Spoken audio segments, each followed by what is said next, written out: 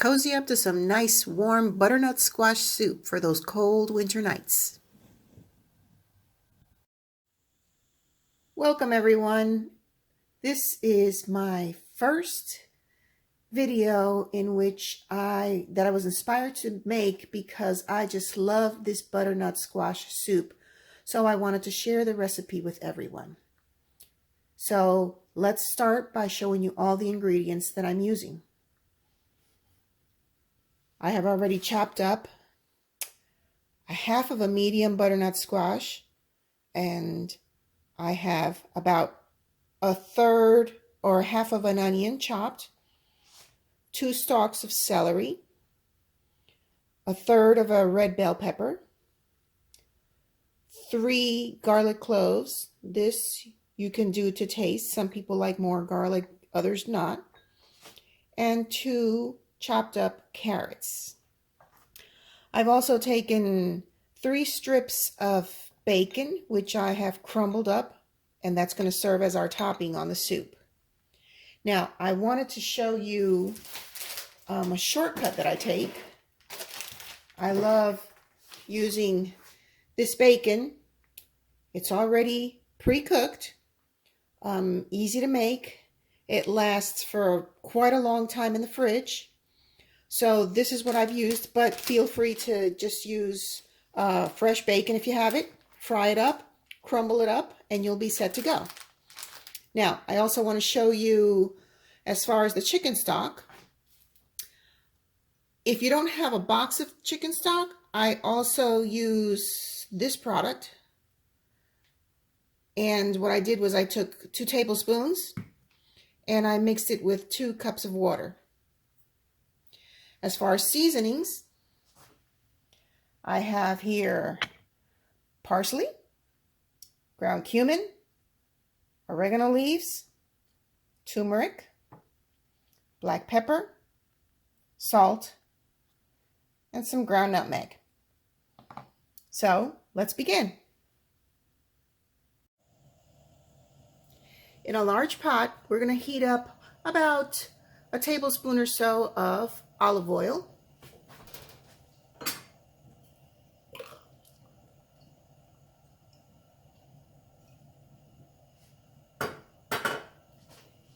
And then we're going to go ahead and we're going to drop in all of those veggies that we have prepared.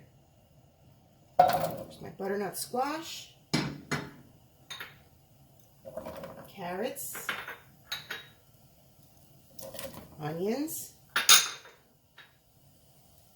red bell pepper,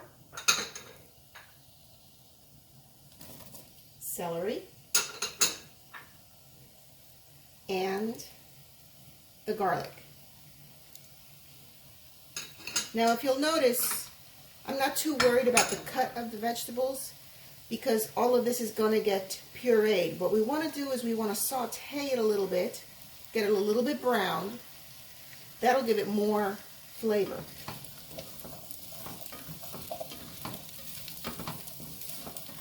And we're going to probably saute this for about 5 minutes or so. And you'll be able to tell when it's ready when some of the vegetables start to have those little brown bits on the edges.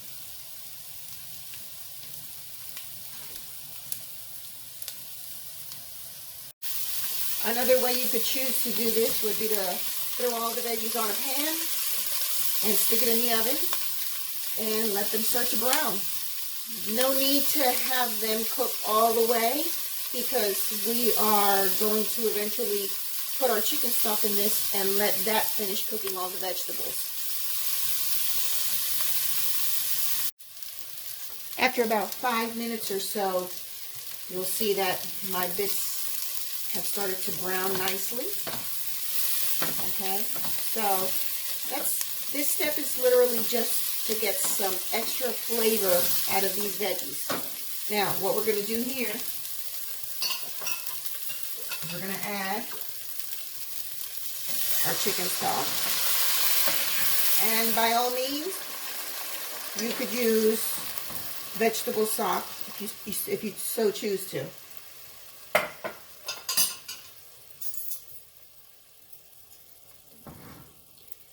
Now, to this mixture, we're going to add a half a teaspoon of turmeric,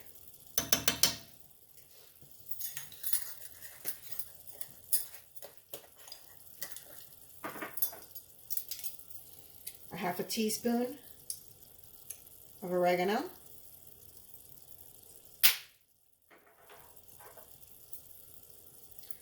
quarter teaspoon of cumin, and we're just going to do a little dash of nutmeg,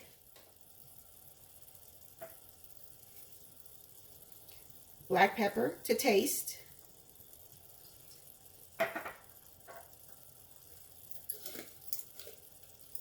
now before I add any salt, you probably want to taste your broth because you don't want it to come out too salty, because you have to remember that the chicken stock already has some salt.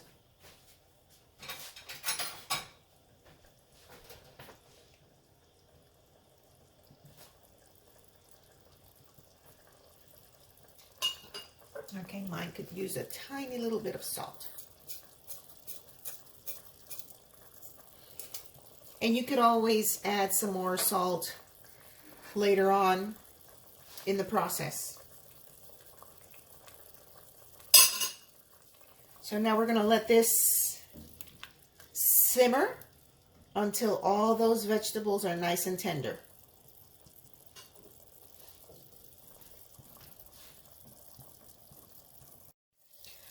My veggies have been cooking now for about 20 minutes or so on medium-high heat, and they are just perfect right now. They're nice and tender. So the next step we're going to do is we're going to take all of this mixture and we are going to either put it in a blender, or if you have an immersion blender, you can use that also and just do it right in the pot. I don't, so I will be using my blender to blend all of this until it's nice and smooth.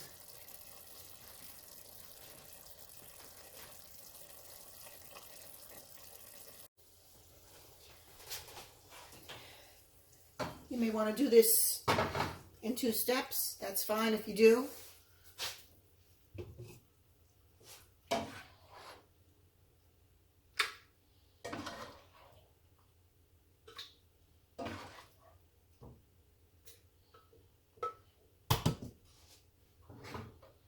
Put some of that liquid to help the blender out a little bit.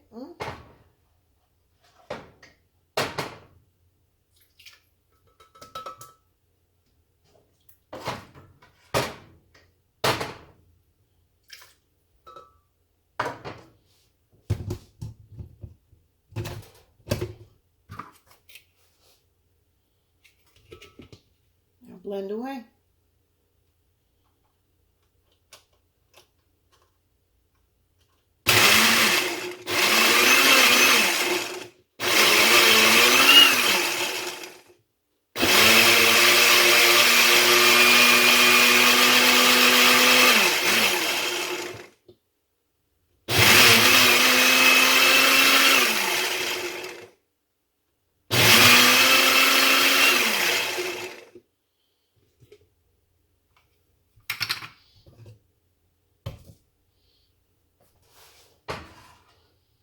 And I'm going to let this pureed liquid help out the rest of the vegetables to get blended. So I'm just going to toss everything right in there to finish it up.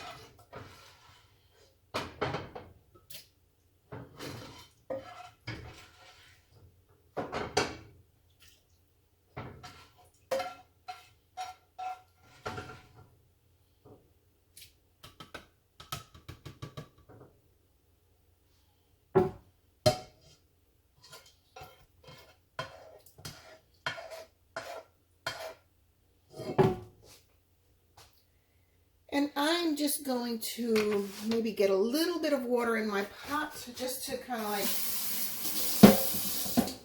rinse out the pot. And I'm going to just dump that liquid right in there also.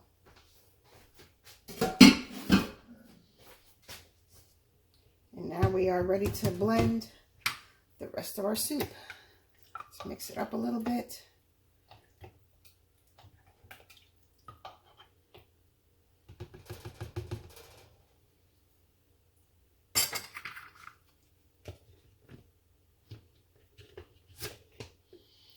Normally, I don't like to cover it completely since we are dealing with hot food. That way, the steam doesn't build up.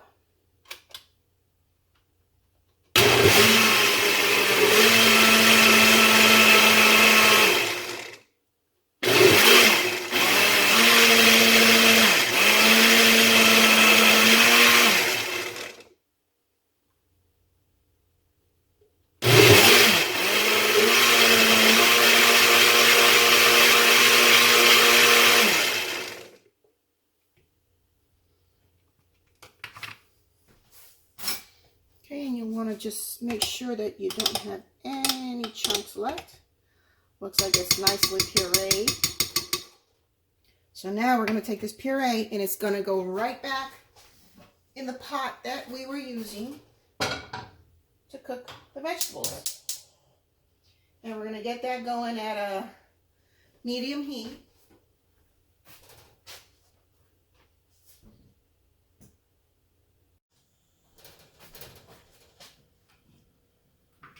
Let's get all of this goodness right back in the pot.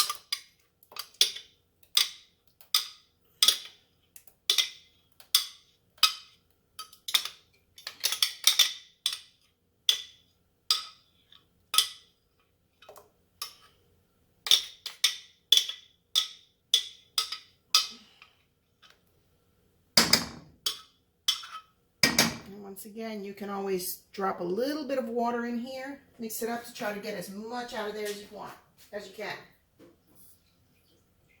There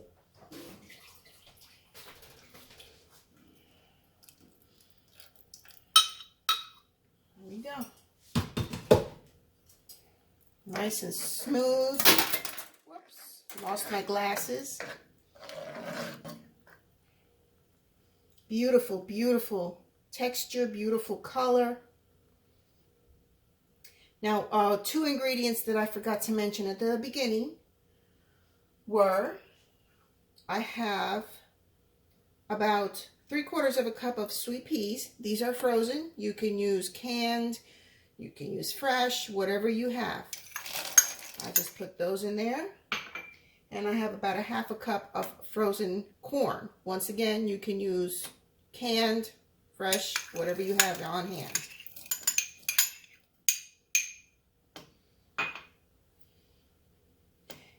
And I'm just going to do a little dash of parsley. I'm going to mix this all up. And literally, all we need to do is give this maybe about 5 minutes for those peas and that corn to get nice and tender, and we will be ready to serve.